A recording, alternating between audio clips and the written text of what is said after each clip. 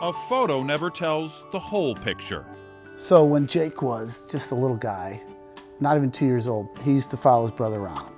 Following him playing baseball, swinging the wiffle ball bat, kicking the soccer ball, taking the hockey stick, and shooting pucks. But we noticed early on that he just wasn't really developing right, so we took him to the doctor, and they took some tests, and a few weeks later they called us back into his office, and the doctor said, "Your son has muscular dystrophy." You'd never know from these snapshots, for instance, that Jake Vollmer was born with a deadly disease.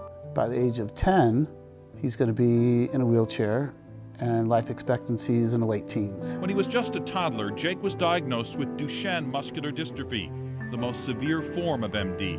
Which completely rocked our world, hearing that, not knowing anything about it. And then the big thing was, gosh, how am I going to tell my son that he's not going to be able to play sports like all the other kids? That's already, you can tell he's dreaming about playing sports. Instead of getting stronger, the disease causes muscles to get weaker as you grow. But we were able to put him in the parish baseball team.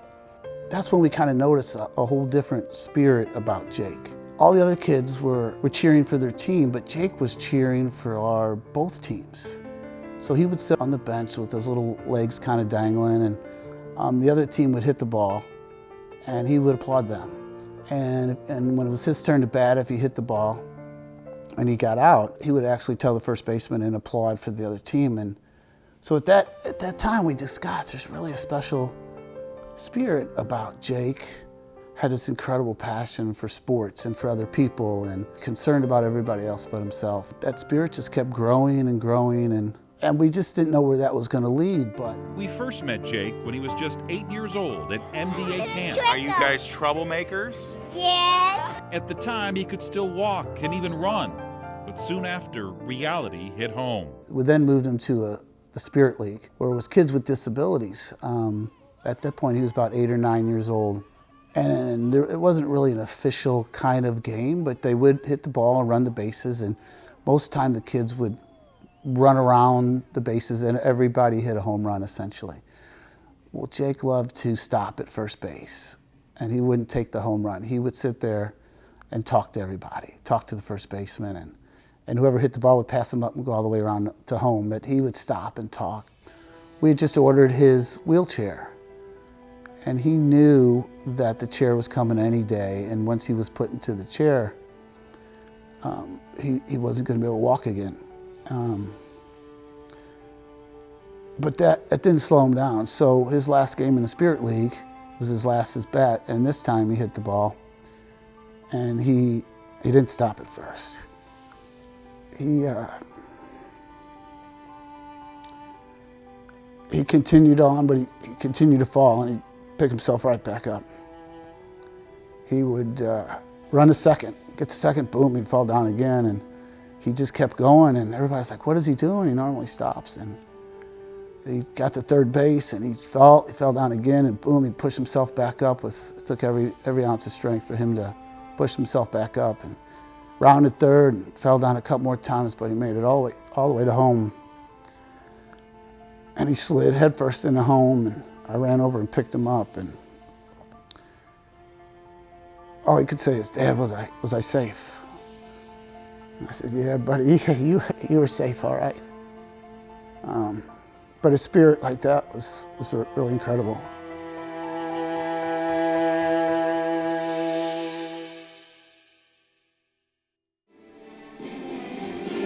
Fast forward to 2012 and meet 19-year-old Jake Vollmer. Okay, exit the swing. A high school graduate and St. Louis Cardinals fanatic. His goal, to one day be a sportscaster for his favorite team. So Jake had so many dreams. He was such a dreamer, and it all was focused on sports. And he wanted to be a broadcaster, and he was a true 100% die-hard Cardinal fan, as much as any Cardinal fan could ever love the Cardinals. Do you have like a favorite player on the Cardinals? Freeze. You like Freeze the best? So the Wednesday, he was able to go to the Cardinal game, which he loved to do. It was really an incredible day for him. It's one thing to have a favorite player, it's another thing to get to meet him. How you doing? I'm David. That's Freeze. With the help of the Cardinals, we arranged a day for Jake to watch batting practice, get some autographs, What's your name? Jake. and meet the World Series MVP. There it is. Ready? Jake told me it was a great day. Just 2 nights later, Jake quietly, peacefully passed away in his sleep. There is no cure for muscular dystrophy, but Jake fought it with courage and grace. And though he died still a student, he taught us all a lot. Hope for tomorrow, but live for today. The day that Jake passed away was the most difficult day of our life.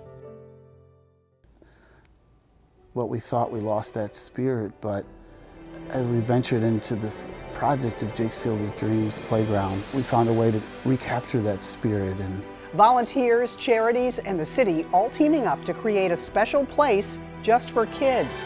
It's taken a lot of money, a lot of time, a lot of hard work to make it happen. couldn't have done it without the sponsors and the community and individuals. Outpouring of love is what has transpired into Jake's Field of Dreams Playground. So now we have Jake's Field of Dreams, the Taj Mahal of I playgrounds. think we did our best to capture that spirit. May God bless and keep you always. May your wishes all come true. May you build a ladder to the stars and climb on every rung.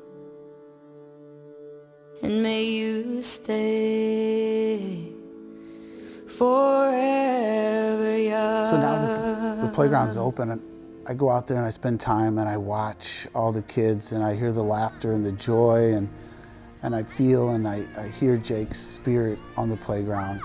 We can't thank everybody enough for keeping Jake's spirit alive, and we hope that that spirit carries over to everyone's families and they treasure every moment they have with their kids, because we certainly did.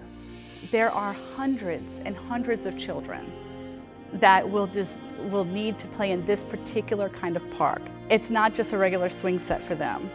There are so many families going through these difficult times like we went through, and having a child with a disability is incredibly difficult. And the need for these playgrounds throughout the country so kids of all abilities can play together and have an opportunity to feel the love of the playground and the spirit of the playground. There's such a need for your support to help continue to develop these playgrounds so kids can, for at least for a short time, play in a playground and forget about their disabilities. They may not get that same treatment at school, but in that small park, they're safe and they're equal. And isn't that what we want for all of our kids, just to be equal?